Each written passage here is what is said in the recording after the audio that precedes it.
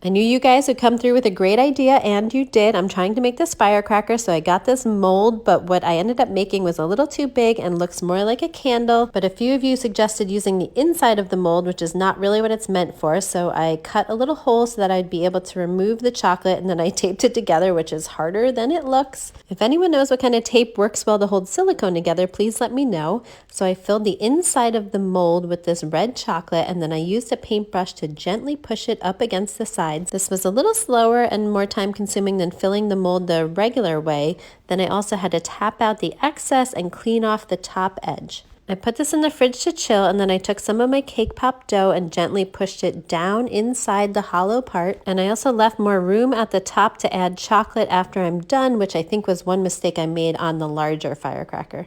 Adding in the licorice lace just like I did with the first one, and then I'm going to put some more of the red melting chocolate on the top part, trying really hard to make it as smooth as possible and not overfill it this time. This is kind of tedious and challenging, and the customer is probably going to order at least 100 of these, so I'm going to have to figure out a way to do this much faster if she does like them. Then I chilled it again, and I am carefully releasing it from the mold very gently because it's not a solid piece of chocolate, as you know, and I think it came out pretty good. I just have to wipe off some of the extra pieces of chocolate like the seam and this little part on the fuse.